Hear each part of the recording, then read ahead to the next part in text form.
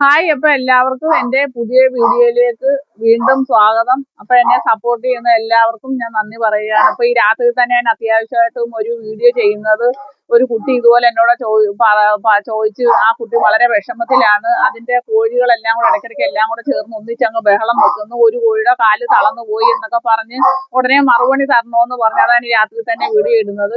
ഈ കോഴികൾ കൂട്ടത്തോടെ ബഹളം വെക്കുന്നത് ഇവിടുത്തെ കോഴികളും ബഹളം വെക്കും. അപ്പം എന്തെങ്കിലും ഒരു കരിയില വീണാലോ ചെറിയ ശബ്ദം കേട്ടാലേ അവരെല്ലാം കൂടെ കൂട്ടത്തോടെ നടന്ന് ബഹളം വെക്കും. അപ്പം നമ്മൾ വന്ന് ഇരുന്നൊന്ന് ആശ്വസിച്ച് കഴിയുമ്പോൾ അതങ്ങ് മാറും. അല്ലാതെ പ്രത്യേകിച്ച് കുഴപ്പമൊന്നുമല്ല. അപ്പൊ ആ സമയത്ത് ഇവര് പരസ്പരം ചവിട്ടുമ്പോ ഇതിന്റെ കമ്പുകളുടെ ഇടയിൽ വീണ് അവരുടെ ഉളുക്ക് വീണ് അങ്ങ് ഇരുന്ന് പോകും. അപ്പൊ അതിന് വേണ്ടുന്ന ചികിത്സ എന്താ ചെയ്യേണ്ടതെന്നുള്ളത് ഞാൻ ഈ വീഡിയോയില് കാണിക്കുന്നുണ്ട്. അപ്പൊ അത് കണ്ടാൽ മതി. അപ്പൊ എന്താ ചെയ്യേണ്ടതെന്നുള്ളത് മനസ്സിലാക്കാം. അതിനിപ്പോ പ്രത്യേകിച്ച് വിഷമിക്കേണ്ട കാര്യങ്ങളൊന്നുമില്ല. എന്നാണ്ട് ഇതുപോലെ ഒരു കുട്ടി എന്നോട് ഇതുപോലെ അവരുടെ കോഴിക്ക് പെട്ടെന്ന് അങ്ങ് കാല് തളർന്ന പോലെ ആയെന്ന് പറഞ്ഞായിരുന്നു. ആകെ വിഷമിച്ചിരിക്കുകയെന്ന് പറഞ്ഞായിരുന്നല്ലോ. അപ്പൊ ഞാന് ഏതാണ്ട് എന്റെ ഈ കോഴിയുടെ കാല് തളർന്നു പോയതായിരുന്നു. ഇപ്പൊ 4-5 ദിവസം കൊണ്ട് ഞാൻ പെരക്കകത്ത് ഇട്ടേക്കുക. അപ്പൊ അവിടെ കാഷ്ടം പുറത്ത് വീഴാതിരിക്കാനാ നമ്മളിങ്ങനെ ഒരു കവറ് കെട്ടിയിട്ടേക്കുന്നത്. അപ്പം ഇവള് കൂട്ടി ഞാൻ ചെന്ന് നോക്കിയപ്പോൾ തളർന്നങ്ങ് ഇരിക്കുവായിരുന്നു. എഴുന്നേറ്റ് നിൽക്കാൻ വയ്യ. കാരണം വെച്ചാൽ നമ്മൾ ആഹാരം കൊണ്ട് ചെല്ലുമ്പോഴും എന്തെങ്കിലുമൊക്കെ ശബ്ദങ്ങളൊക്കെ കേൾക്കുമ്പോൾ ഇവരെല്ലാം കൂടെ കിടന്ന് പിടയ്ക്ക് ഓടിയൊക്കെ ചെയ്യുമ്പം ആ കമ്പികളുടെ കാല് വീഴുമ്പോൾ ഇവർക്ക് എണ്ണിക്കാൻ പറ്റാതാകുമ്പോൾ ഇവരെ അങ്ങ് ചവിട്ടും എല്ലാവരും ഇട്ട്. അങ്ങനെ ചവിട്ടി ഇവരുടെ കാലങ്ങ് ഉളുക്കുകയൊക്കെ ചെയ്യും. എവിടെ ഒരു കാലാണ് ഇങ്ങനെ ചരിഞ്ഞിരുന്നതായിരുന്നു. ഞാൻ കൂട്ടിനെടുത്ത് കൊണ്ടുകൂടെ വെക്കുമ്പോൾ തളർന്നിരിക്കുമായിരുന്നു. ഞാൻ പിന്നെ അവൾക്ക് പ്രത്യേകിച്ച് ഒരു മരുന്ന് നമ്മൾ ചെയ്യണ്ട, തൈലം തൂത്താൽ മതി. മുറിവെണ്ണയോ കസ്തൂരാതി എണ്ണ ഏത് ആയാലും മതി, ഏതെങ്കിലും തൂത്ത് കൊടുത്താൽ മതി. ഇത് ഞാൻ ഇതിന് 3-4 ദിവസത്തേക്ക് മുമ്പേ ഒരു വീഡിയോ ഞാൻ ചെയ്തായിരുന്നു ഇവള് തളർന്നിരിക്കുന്നതായിട്ട്. അപ്പൊ ഞാൻ അതിനെ കൊണ്ടുവന്ന് ഒരു കൂടക്കകത്തിൽ അടച്ചിട്ട് തൈലം തൂത്ത് കൊണ്ടിടും. പക്ഷെ ശരിക്കും ആഹാരവും വെള്ളവും കഴിക്കും കേട്ടോ. ആഹാരവും വെള്ളവും കഴിക്കുന്നുണ്ട്. കാല് തളർന്നിട്ടുണ്ടെങ്കിൽ നമ്മൾ പേടിക്കേണ്ട, അവരുടെ കാല് ഉളുക്കുന്നത്. അതിന് നമ്മൾ തൈലം 3-4 ദിവസം കഷ്ടപ്പെട്ട് തൂക്കാമെങ്കിൽ അവരങ്ങ് വീഴുന്നാണ്ട്. തളർന്നിരുന്ന ഒരു കോഴിയാ. അന്നുപോലെ ആഹാരം വെള്ളവും കഴിക്കും. വേണ്ടേ ഇപ്പൊ നല്ലപോലെ നടക്കാം. ഇവിടെ ഒരു കാലിങ്ങനെ വളഞ്ഞിരുന്നതായിരുന്നു. ഞങ്ങൾ തൈലമൊക്കെ തൂത്ത് രണ്ടിന് അന്ന് തന്നെ ഇന്ന് രാത്രി തൂത്താൽ നാളെ രാവിലത്തേക്ക് എഴുന്നേറ്റ് നിൽക്കും. പിറ്റേന്ന് പിച്ച വെച്ച് നടക്കുന്നതാണ്. ഇപ്പൊ നല്ലപോലെ ഓടി നടക്കും. ഇനിയിപ്പോ 2 ദിവസം കഴിയുമ്പോൾ ഞാൻ കൂട്ടിക്കൊണ്ടിടും. പിന്നെ അതുപോലെ തന്നെ ഒരു ദിവസം നടക്കാൻ തുടങ്ങിയാൽ നമ്മൾ കാഷ്ടമൊന്നും പരിക്കകത്ത് വീഴാതിരിക്കാൻ ഇതുപോലെ ഒരു കവർ അങ്ങ് ഇട്ടാൽ മതി. കവർ ഇട്ടിട്ട് എവിടെ അങ്ങ് വിട്ടേക്കണം. കാരണം നടന്നില്ലെങ്കിൽ ഒരേ ഇരിപ്പ് ഇരുന്ന് കഴിഞ്ഞാൽ കാലിന് സുഖമാകത്തില്ല. ഇപ്പൊ അവള് സുഖമായി. 2 ദിവസം കഴിയുമ്പോൾ അവളെ കൂട്ടിയിടാം. ഇതിനു മുമ്പ് വേറൊരു കോഴിക്കും ഇതുപോലെ വന്നായിരുന്നു. അതിനെ രക്ഷിച്ച് കൂട്ടിലാക്കി. അപ്പം കാല് തളർന്നിരിക്കുന്നു എന്ന് പറഞ്ഞ് വിഷമിക്കേണ്ട കാര്യമില്ല. മുറിവെണ്ണയോ കസ്തൂരാതി തൈലം ഒരുപാട് തൈലുണ്ട്. ഏതെങ്കിലും ഒരു തൈലം 2 നേരം കാല് എടുത്തിട്ട് അതിങ്ങനെ പതുക്കെ ചെറുതായിട്ട് 2 കാലിലും തിരുമ്മി കൊടുത്താൽ മതി. അന്നേരം ഇതുപോലെ നല്ല സോഫ്റ്റ് ആയിട്ട് സുന്ദരിയായിട്ട്. രണ്ടാമത്തെ കോഴിയുടെ കാല ഇതുപോലെ ഉളുക്കുന്നത്. അത് ഇവർ പരസ്പരം ചവിട്ടുമ്പോൾ ഇതിനിടയിൽ വീണ് ഉളുക്കുന്നത്. അത് നമ്മൾ തിരുമ്മിയൊക്കെ സൂക്ഷിച്ചാൽ മതി. അല്ലാതെ കുഴപ്പമൊന്നുമില്ല. അത് കഴിഞ്ഞ് തിരിച്ച് അവരെ കൊണ്ടുവരികയും ചെയ്യും.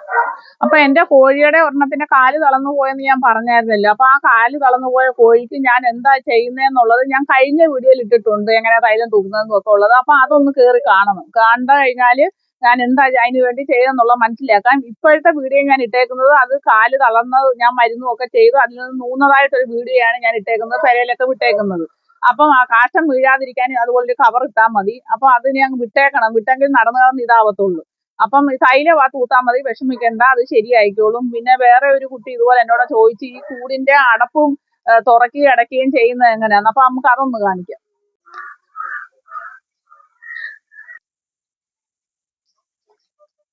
ഇപ്പൊ നമ്മൾ മഴ ആയതുകൊണ്ട് തറയോടലൊക്കെ ഭയങ്കരമായി തെറ്റലാണ്.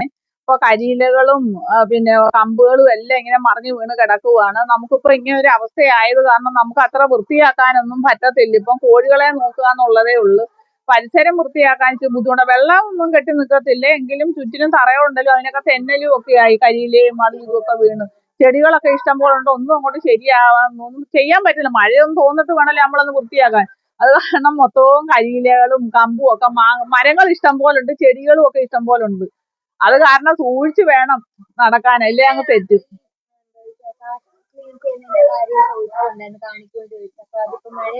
ഇപ്പം കാഷ്ടം എങ്ങനെയാ എടുക്കുന്നത്, ക്ലീൻ ചെയ്യുന്നത്? ഇപ്പം കാഷ്ടം ഞാനല്ല എടുക്കുന്നത്. അപ്പുറത്തുനിന്ന് വീട്ടിൽ നിന്ന് വന്ന ആ കാഷ്ടം എടുത്തോണ്ട് പോയി തെങ്ങിനിടുന്നത്. നമുക്കിപ്പോ അധികം തെങ്ങൊന്നും ഇല്ലാത്തതുകൊണ്ട് അങ്ങനെ ഇടത്തില്ല. അവിടുന്ന് വന്നങ്ങ് എടുത്തോണ്ട് പോയിക്കോളും. പക്ഷെ ഇപ്പൊ മഴ ആയത് കാരണം ഇപ്പൊ എടുക്കുന്നില്ല. പിന്നെ ഒരു കുട്ടി ഇതുപോലെ എന്നോട് ചോദിച്ചായിരുന്നു ഇതിന്റെ. അപ്പം മഴ മാറിയതിനു ശേഷം കാഷ്ടം എടുക്കുന്നത് കാണിക്കാം. ഇപ്പൊ ഒരു കുട്ടി ഇതുപോലെ ഇതിന്റെ അടപ്പ് തുറക്കി അടയ്ക്കുകയും ചെയ്യുന്നത് എങ്ങനെയാന്ന് ചോദിച്ചായിരുന്നു. എനിക്ക് അത് പൂർണ്ണമായിട്ടും വ്യക്തമായില്ല. ഞാൻ കഴിഞ്ഞ വീഡിയോ കാണിച്ചായിരുന്നു. എങ്കിലും ഞാൻ പറയാം, കാക്ക വന്ന് മുട്ട കൊത്തിച്ച് കുടിക്കാതിരിക്കാൻ നമ്മൾ തന്നെ ഈ ഒരു ഏരിയയാണ് നെറ്റിടേണ്ടത്. അതുപോലെ താഴത്തെ ഏരിയയും നെറ്റിടണം. നമ്മൾ ഇങ്ങനെ തുറന്ന് ഇങ്ങനെ അങ്ങോട്ട് സ്റ്റാൻഡ് ഉണ്ട്, ക്ലിപ്പുണ്ട്, അതാണ്ട് ഈ ക്ലിപ്പ്, അതാണ്ട് ഈ ക്ലിപ്പ് വെച്ചതാണ്ട് ഇങ്ങനെ അടയ്ക്കും, കണ്ടു. ഇങ്ങനെ അടച്ചിട്ടാണ് ഇവർക്ക് ആഹാരമൊക്കെ ഇട്ട് കൊടുക്കുകയും എടുക്കുകയൊക്കെ ചെയ്യുന്നത്, കണ്ടോ. എന്നിട്ട് നമ്മൾ ആവശ്യം കഴിയുമ്പോൾ താണ്ടെ ഇതങ്ങ് താണ്ടി ഈ ക്ലിപ്പ് അങ്ങോട്ട് പിടിച്ചിട്ട് താക്കും. അത് എല്ലാ കൂടുകൾക്കും അങ്ങനെയാ കേട്ടോ.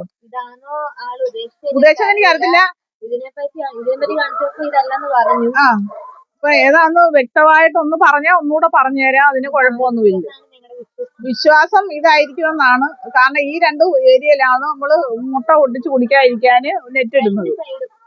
ഇവിടെ മാത്രമേ രണ്ട് സൈഡും, മറ്റേ കൂടൊന്നും ചെയ്തിട്ടില്ല. ചെയ്യണമെങ്കിൽ മോൻ സ്ഥലത്ത് വരണം. അയാളിപ്പോ സ്ഥലത്തില്ല, മോൻ ബാംഗ്ലൂരിലാണ്. അപ്പൊ അവൻ വന്നെങ്കിലേ ഇത് ചെയ്തു തരാൻ പറ്റത്തുള്ളൂ. എന്നാലും ഇവിടെ കാക്കയുടെ ശല്യങ്ങളൊന്നുമില്ല, എന്ത് ശല്യമൊന്നും ഇല്ല. അത് കാരണം നമുക്കിപ്പോ അത്യാവശ്യമായിട്ട് ചെയ്യേണ്ട കാര്യങ്ങളൊന്നുമില്ല. അപ്പം മഴയായത് കാരണം കപ്പലണ്ടി പോച്ച പറിക്കുന്നതൊന്നും കാണിക്കാൻ പറ്റിയിട്ടില്ല ഇതുവരെ.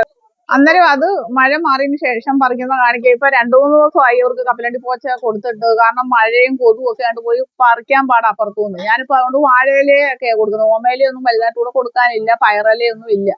പിന്നെ അതുകൊണ്ട് ഗോതമ്പും ലെയർമാഷും പെല്ലറ്റും ഒക്കെയാ മാറി മാറി മാറിയാൻ കൊടുക്കുന്നത്. പിന്നെ മരുന്ന് ചേർത്ത വെള്ളവും കൊടുക്കും. ഇതെല്ലാം കൊടുത്തിങ്ങനെ മുന്നോട്ട് പോവുക. ഇതുപോലെ ഗ്രാമശ്രീ കോഴികളെ എവിടെ കിട്ടുമെന്ന് ചോദിച്ചായിരുന്നു. ഗ്രാമശ്രീ കോഴികളെ കായംകുളത്ത് മാന്നാറും ഒക്കെ കിട്ടും കേട്ടോ. നമ്മൾ ഗൂഗിളിൽ സെർച്ച് ചെയ്താൽ മതി. അപ്പൊ അതിനകത്ത് നിന്ന് അവരുടെ നമ്പർ കിട്ടും. അങ്ങനെ വിളിച്ച് ചോദിച്ചത്. ഞാൻ അങ്ങനെ പൂങ്കോഴിയുടെ കാര്യമൊക്കെ ചോദിച്ചത്. അപ്പൊ അങ്ങനെ കിട്ടും. ഞാൻ മേടിക്കുന്നിടത്ത് ഈ BB380 കോഴി മാത്രമേ ഉള്ളൂ, ഗ്രാമശ്രീ കോഴികളില്ല. അപ്പൊ ഞാൻ ഇവർക്ക് കൊടുക്കുന്നത് പറഞ്ഞല്ലോ, ലെയർ മാഷ്, പെല്ലറ്റ്, ഗോതമ്പ് കൊടുക്കുന്നത്. അപ്പൊ ഞാൻ പിന്നെ മൊത്തത്തിലായിട്ട് അങ്ങനെ എടുക്കുന്നില്ല തീറ്റി, കുറേശ്ശേ എടുക്കുന്നുള്ളൂ. കാരണം എനിക്ക് പിന്നെ ഹോൾസെയിലായിട്ട് കടയിൽ നിന്ന് മൊത്തത്തിൽ എടുക്കേണ്ട കാര്യമില്ല. കാരണം എനിക്ക് 50 കോഴിയല്ലേ ഉള്ളൂ. അപ്പൊ ഞാൻ ലൂസായിട്ടാണ് എടുക്കുന്നത്. പിന്നെ മൊത്തത്തിൽ വേണേൽ ചാക്കോടെ വേണേലും എടുക്കാം. വലിയൊരു കടയിൽ നിന്നാണ് മേടിക്കുന്നത്, വലിയുളങ്ങര കടയിൽ നിന്നാണ്. വർഷങ്ങൾ കൊണ്ട് കോഴി വളർത്തുന്ന അന്ന് കാലം പോലെ അവിടെ നിന്നാണ് മേടിക്കുന്നത്. അത് ഞങ്ങൾ കൂടെ വീടിനടുത്ത്, അതുകൊണ്ട് സൗകര്യമാണ്. കാരണം 50 കോഴിയല്ലേ ഉള്ളൂ. തണുപ്പ് സമയത്ത് നമ്മൾ ചാക്കോടെ എടുത്ത് വെച്ചാലേ നമുക്കത് നഷ്ടമാണ്. ഇപ്പൊ എനിക്കൊരു കമന്റ് വന്നായിരുന്നു, ഇതുപോലെ അവർക്കും കോഴിയെ വളർത്തണമെന്ന് ആഗ്രഹമുണ്ട്, അപ്പൊ അതെങ്ങനെയാ തുടങ്ങണ്ടേന്ന് ചോദിച്ചായിരുന്നു. ഇപ്പൊ എങ്ങനെയാന്ന് ചോദിച്ചു കഴിഞ്ഞാൽ, നമ്മൾ ആദ്യമേ ഇത്തരം കൂടാ മേടിക്കുന്നെങ്കിൽ നമുക്ക് വലിയ സ്ഥലമൊന്നും വേണ്ട. അപ്പൊ നമ്മൾ അതിന്റെ വെക്കാനുള്ള സ്ഥലം നേരത്തെ. അപ്പൊ ഉറുമ്പിന്റെ ശല്യം കാരണമാണ് ഞാൻ അവിടുന്ന് ഇങ്ങോട്ട് മാറിയത്. അപ്പൊ കോഴിയെ മേടിക്കുന്നതിനെ കുറിച്ചില്ലേ സംസാരിച്ചത്. അപ്പം നമ്മൾ ആദ്യമേ കോഴിക്കൂട് വെക്കാനുള്ള സ്ഥലം, അവർക്ക് കാറ്റും വെളിച്ചവും എല്ലാം കൊള്ളത്തക്ക നല്ലൊരു സ്ഥലം കണ്ടുപിടിച്ചിട്ട്, നമുക്ക് അധികം സ്ഥലമൊന്നും വേണ്ട, കണ്ടുപിടിച്ചിട്ട് നമ്മൾ കോഴിയും കൂടും കൂടെ മേടിക്കുന്നതായിരിക്കും നല്ലത്. കോഴിയും കൂടൂടെ മേടിക്കാനാണെങ്കിൽ ഞാൻ മേടിച്ചെടുത്തുനിന്ന് മേടിക്കാം. കാരണം അവിടെ നമ്പർ ഞാൻ തന്നിട്ടുണ്ടല്ലോ. അഥവാ ഇനിയും നമ്പർ വേണമെങ്കിൽ ഒന്നുകൂടി ഇട്ടേക്കാം, കൊത്താതടാ. എന്നിട്ട് പിന്നെ ഈ മഴ സമയമായത് കാരണം ഇപ്പം മേടിക്കാതിരിക്കുന്നതായിരിക്കും നല്ലത്. പിന്നെ മേടിക്കുവാണെങ്കിൽ ഇതുപോലെ 15 ദിവസത്തിനകം മുട്ടയിടുന്നതിനെ മേടിക്കണം. നമുക്കിപ്പം കോഴിയും കൂടെ മേടിച്ച് വളർത്താൻ അത്ര വലിയ സ്ഥല സൗകര്യങ്ങളൊന്നും വേണ്ട, കുറച്ച് സ്ഥലം മതി. അപ്പം നമുക്ക് വളർത്താനൊരു മനസ്സും അതിന് കഷ്ടപ്പെടാനൊരു മനസ്സും ഉണ്ടെങ്കിൽ തീർച്ചയായിട്ടും കോഴിയെ തുടങ്ങാം വളർത്തി. അതുപോലെ ഒരു കമന്റ് വന്നായിരുന്നു, കോഴിയെ വളർത്തിയാൽ ലാഭം ഉണ്ടോന്ന്. എനിക്ക് 50 കോഴിയുണ്ട്. അപ്പം 25 കോഴിയുടെ മുട്ട എനിക്ക് ലാഭമാണ്. 25 കോഴിയുടെ മുട്ട അവർക്ക് തീറ്റിക്ക് പോകും. പിന്നെ നമ്മൾ പുല്ലും കൈത്തീറ്റകളൊക്കെ അല്ലാതെ കൊടുക്കാമെങ്കിൽ 30 കോഴിയുടെ തീറ്റിക്ക് മേലെ നമുക്ക് ലാഭം കിട്ടും. പിന്നെ ലാഭമാണെന്ന് ചോദിച്ചാൽ എനിക്ക് അത്യാവശ്യം ലാഭം കിട്ടുന്നുണ്ട്. കാരണം ഞാൻ ചെറുതായിട്ടൊരു കോഴിയെ വളർത്തുന്നതല്ലേ ഉള്ളൂ. അപ്പൊ അതിൻ്റെതായ ലാഭം എനിക്ക് എന്തായാലും ഉണ്ട്. പിന്നെ ഫാമൊക്കെ നടത്തുന്നവർക്ക് നല്ല ലാഭമായിരിക്കും. നമ്മളിപ്പോ ചെറുതായിട്ട് ഇങ്ങനെ ചെയ്ത് തുടങ്ങുവാണ്. ചിലപ്പം കുറച്ചുകൂടെ കഴിയുമ്പോൾ മുന്നോട്ട് കുറച്ചുകൂടെ നല്ല ഇത് നടത്തണമെന്നാണ് എൻ്റെ ആഗ്രഹം. പക്ഷെ ഇപ്പൊ ഈ മഴ ആയത് കാരണം ഇപ്പൊ ഉടനെ ഒന്നിനെ ഞാൻ മേടിക്കുന്നില്ല. ഈ മഴ സമയത്ത് പെട്ടെന്ന് അവർക്ക് അസുഖങ്ങൾ വരും. പിന്നെ അവര് ഇത് മുട്ട ഇട്ട് കഴിഞ്ഞാൽ നമുക്ക് കാശാ, ഇവരെ ഇറച്ചി വിലയ്ക്ക് തൂക്കി കൊടുക്കുകയും ചെയ്യും. അപ്പൊ എങ്ങനെയായാലും നമുക്ക് നഷ്ടമില്ല. ഈ കൂട് പിന്നെ അടുത്ത കോഴികൾക്ക് വേണ്ടി നമുക്ക് ഉപയോഗിക്കുകയും ചെയ്യും. എനിക്ക് അങ്ങനെ കൊടുക്കാൻ മനസ്സൊന്നുമില്ല. പക്ഷെ നമുക്ക് എല്ലാവരെയും കൊണ്ട് തീറ്റി പോറ്റാൻ വെറുതെ പറ്റത്തില്ലല്ലോ. അഴിച്ചു വിട്ട് പോലും എടുക്കാൻ പറ്റുന്നതല്ലല്ലോ. പിന്നെ നമ്മൾ സ്നേഹിച്ച ആഹാരം എല്ലാം കൊടുത്തിട്ട് പിന്നെ അത് ചെയ്യാതിരിക്കാൻ പറ്റത്തില്ല. എല്ലാവരും ചെയ്യുന്ന കാര്യമില്ല. അപ്പം പിന്നെ ഞാൻ കോഴിയെ വളർത്താനുണ്ടായ സാഹചര്യം പറയാവുന്നാളി പറഞ്ഞായിരുന്നല്ലോ. ഞാൻ 25 വർഷം കൊണ്ട് കോഴിയെ വളർത്തുന്ന ഒരാളായിരുന്നു. ഒരുപാടൊന്നും വളർത്തിയിട്ടില്ല, 100 കോഴി വരെയൊക്കെ വളർത്തിയിട്ടുണ്ട്.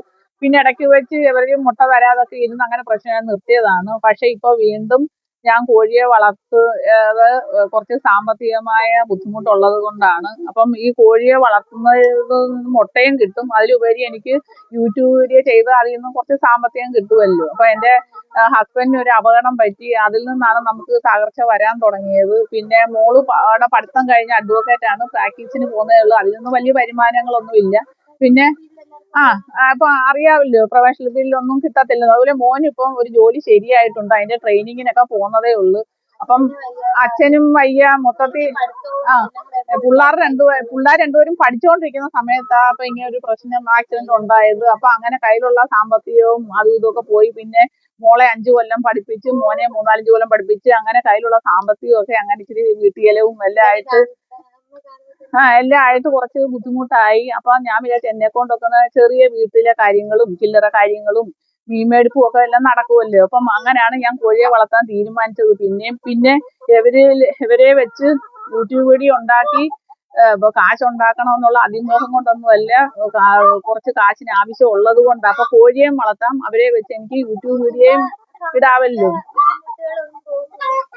ഇപ്പൊ ഈ വീടും ഇതും എല്ലാം കാണുമ്പോൾ നിങ്ങൾക്ക് സാമ്പത്തിക ബുദ്ധിമുട്ടായിട്ട് തോന്നുന്നില്ല? ഇതൊക്കെ നമുക്ക് സാമ്പത്തികം ഉള്ള സമയത്തുള്ളതാണ്.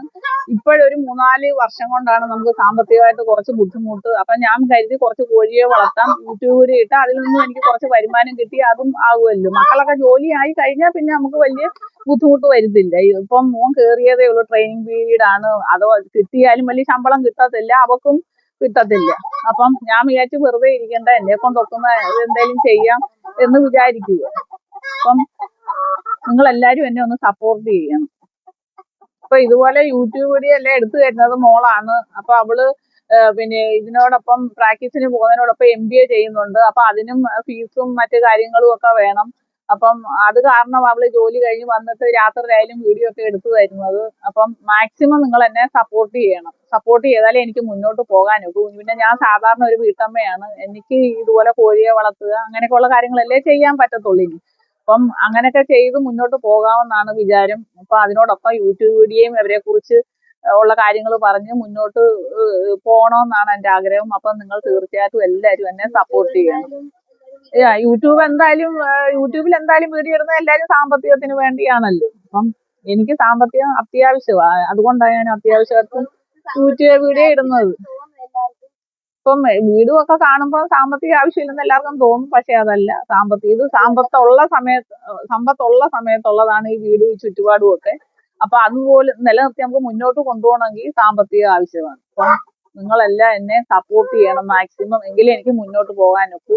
അപ്പൊ എല്ലാവരും എനിക്ക് ലൈക്ക് ചെയ്യുക, ഷെയർ ചെയ്യുക, സബ് ചെയ്യുക, മാക്സിമം സപ്പോർട്ട് ഷെയറും ചെയ്ത് സഹായിക്കണം. അപ്പൊ അടുത്ത വീഡിയോ വരുന്നവരെ എല്ലാവർക്കും ബൈ.